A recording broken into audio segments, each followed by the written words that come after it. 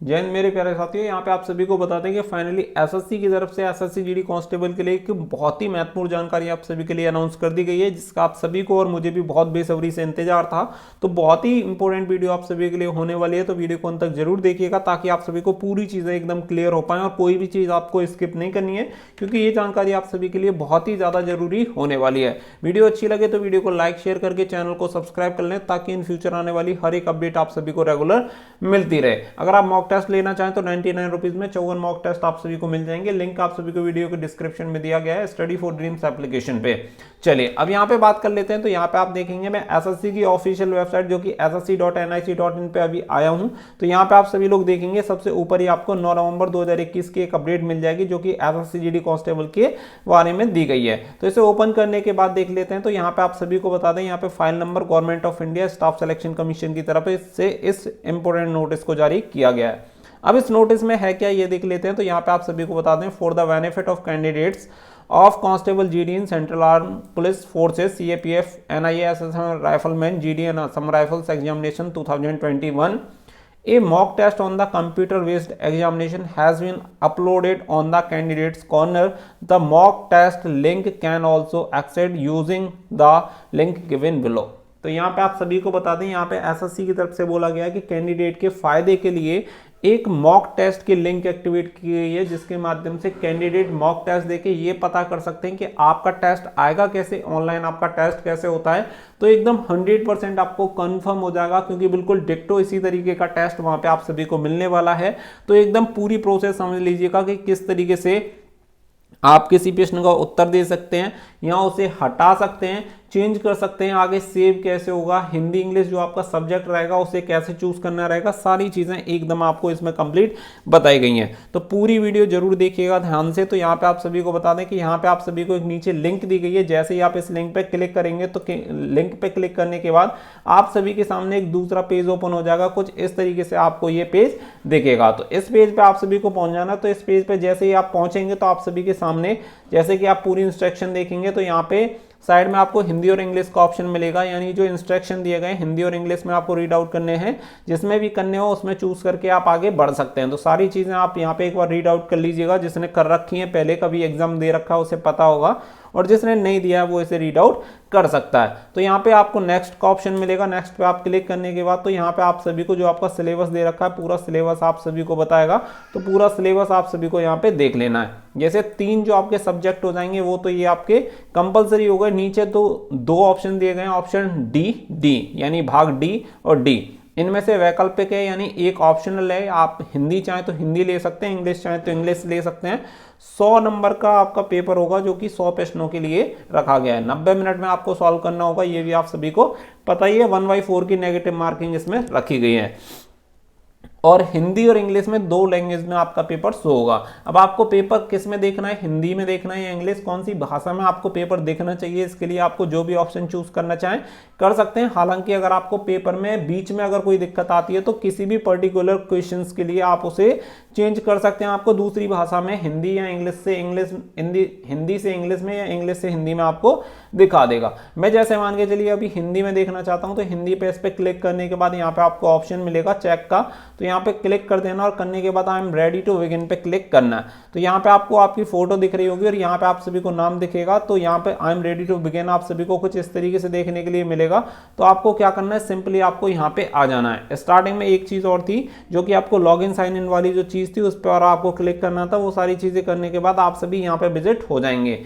तो जो log in वाला ऑप्शन है, जब आपको इन्विजिलेटर जो होगा जब आपको इंस्ट्रक्शन दे तभी आपको वो सारी चीजें करनी है। अपने मन से कोई भी चीज आपको किसी भी तरीके से नहीं करनी है। जो भी रोल नंबर वगैरह रहेगा वो सारी चीजें उसी के द्वारा डाली जाएंगी। कीबोर्ड आपका पूरी तरह से लॉक रहेगा, केवल माउस की जो लेफ्ट की होगी वही काम करेगी। बाकी का आपका कोई भी यहाँ पे जो फंक्शन होगा वो काम नहीं करता, सारी चीजें डिसेबल रहती हैं। अब देखिए हम बिल्कुल पेपर पे आ गए हैं। ये आपका पेपर है, कुछ इस तरीके से आपको पेपर मिलेगा जो आपको ऑनलाइन जिसमें आंसर देने होंगे।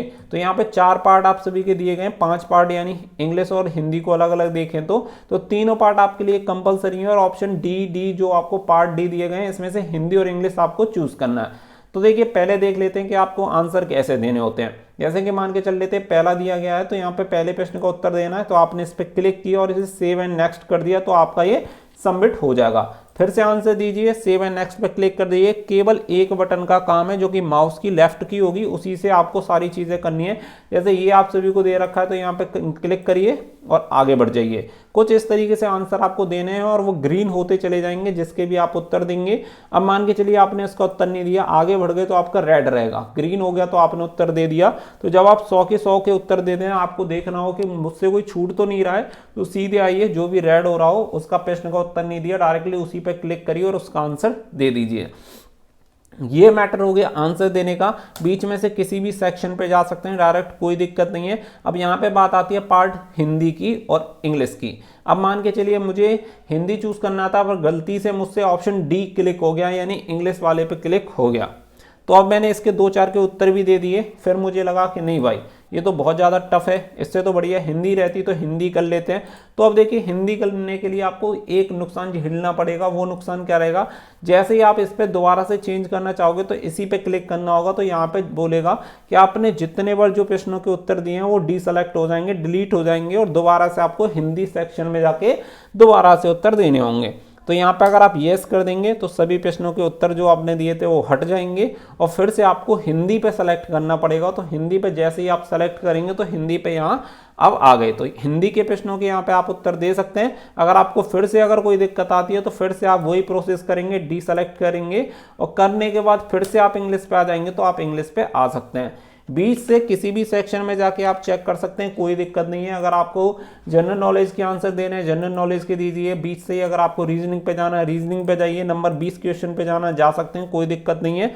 किसी भी पार्ट के किसी भी प्रश्न पर डायरेक्ट विजिट कर सकते हैं। यहाँ आप सभी को कुछ इस तरीके से दिखेगा, जैसे कि मान के चलिए अभी मैं प्रश्न संख्या 11 पे हूँ, तो मैंने इसे सवाल को सॉल्व कर लिया लेकिन आधा कर लिया, फिर उसके बाद मुझे लगता है कि यार बहुत ज़्यादा टाइम ले रहा है। तो ऐसा करते हैं हम इसे सॉल्व तो कर लेंगे लेकिन इसके लिए एक काम कर लेते हैं कि यहाँ पे मार्क एंड रिव्यू कर लेते हैं, जिससे कि मुझे पता चल जाएगा कि मुझे इसका आंसर देना। तो मार्क एंड रिव्यू जैसे ही आप करेंगे तो इसका कुछ बैंगनी जैसा कलर आपका हो जाएगा, तो ये आप सभी को अलग से दिखता रहेगा। इससे मैंने मार्क एंड रिव्यू कर रखा है। तो ये जो साइन होते हैं वो भी आपके चेंज हो जाते हैं। जैसे कि आप देखेंगे तो ये अभी क्या हो गया, सर्कल हो गया आपका, जिसका आप आंसर दे देंगे वो उसका ऊपर हो जाएगा और जो नीचे रहेगा उसका आंसर आपने नहीं दिया है। तो इनकी जो शेप होती है वो भी चेंज होती रहती है। अब मान के चलिए आपने इसका आंसर दे रखा नंबर 3 का, लेकिन नंबर 3 का आप क्या चाहते हैं कि इसे हटाना चाहते हैं, यानी क्लियर रिस्पॉन्स करना चाहते हैं। तो क्लियर रिस्पॉन्स पे यहाँ पे दबाइए, तो इसका आंसर जो आपने दे रखा था वो इसका आंसर हट गया, यानी नेगेटिव मार्किंग है। मैं चाहता हूँ कि भाई मेरे नेगेटिव में मार्क्स नहीं कटने चाहिए,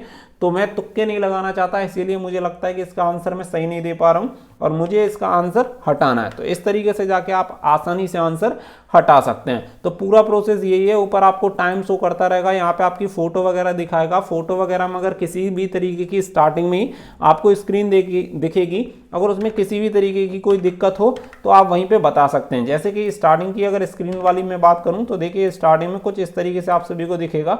जैसे ही आप इस पर क्लिक करेंगे तो स्टार्टिंग वाला इंटरफेस ये होता है, जिसमें आपको सिस्टम नंबर मिल जाएगा। सिस्टम नंबर यानी कंप्यूटर नंबर जो होगा, यहाँ आपका कैंडिडेट नेम से होगा और यहाँ पे सब्जेक्ट और यहाँ पे आपका फोटो। और लॉगिन के लिए आप सभी को बता दिया जाएगा कि कौन कौन सी चीज़ें आपको एंटर करके करनी है, क्योंकि आप सभी को कुछ इस तरीके का कीबोर्ड रहेगा, क्योंकि कीबोर्ड वहाँ पे आपका डिसेबल कर दिया जाता है, तो इसी को आपको यूज़ करना रहेगा। उम्मीद करता हूँ कि पूरा जो टेस्ट का प्रोसेस है वो आप समझ गए होंगे। वीडियो अच्छी लगी हो तो वीडियो को लाइक शेयर कर दीजिएगा और चैनल को आज ही सब्सक्राइब कर लीजिए, क्योंकि इन फ्यूचर आप सभी को बहुत ज़्यादा जरूरत चैनल की पड़ने वाली है। हर एक चीज़ के लिए आप सभी को बहुत चीज़ों की ज़रूरत पड़ती है और यहाँ पे रियल और ऑथेंटिक इन्फॉर्मेशन आप सभी को सबसे पहले मिलती रहेगी।